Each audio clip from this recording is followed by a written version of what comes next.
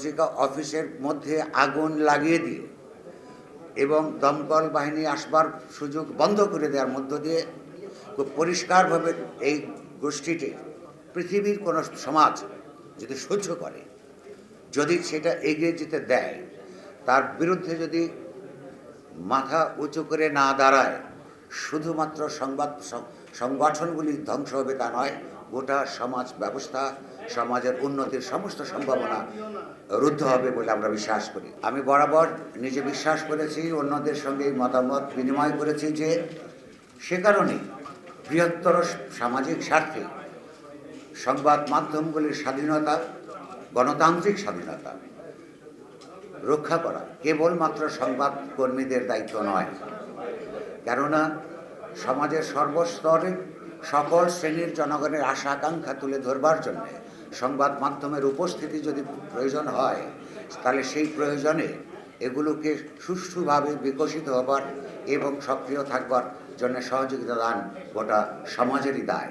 আপনারা লক্ষ্য করেছেন অত্যন্ত মধ্যযুগীয় কায়দায় পৃথিবীর যে কোনো জায়গায় প্রত্যেকটা পত্রিকার আলাদা আলাদা সম্পাদকীয় নীতি থাকে, নিজস্ব চিন্তাভাবনা থাকে। গুরুত্বপূর্ণ হচ্ছে সেটা সবাই সবার মতো করে প্রকাশ করতে পারে কি পারে না।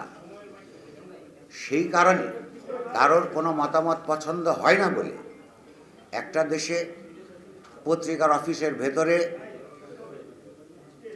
কাজকর্ম করার সময়ে যখন সংবাদকর্মীরা কাজ করছেন, তখন পত্রিকা অফিসের মধ্যে আগুন লাগিয়ে দিয়ে এবং দমকল বাহিনী আসবার সুযোগ বন্ধ করে দেওয়ার মধ্য দিয়ে খুব পরিষ্কারভাবে এই গোষ্ঠীটির লক্ষ্য প্রস্ফুটিত হয়েছে। তারা চেয়েছেন মধ্যযুগীয় কায়দায় আগুন, চারপাশ থেকে আগুন লাগিয়ে যাদের সঙ্গে তাদের মতান্তর তৈরি হয় তাদেরকে পুড়িয়ে হত্যা করা।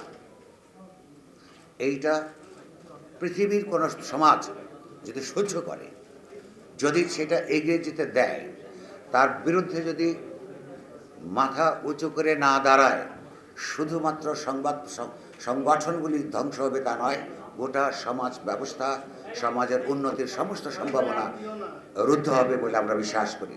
সে কারণে আমরা সাহস করে আমরা যখন আমাদের নিজেদের নিরাপত্তার জন্যে, মত প্রকাশের স্বাধীনতার জন্যে আমাদের মতো করে যার মতো করে লড়াই করছি, সেই জায়গায় এসে আপনাদের সহানুভূতি, সমর্থন এবং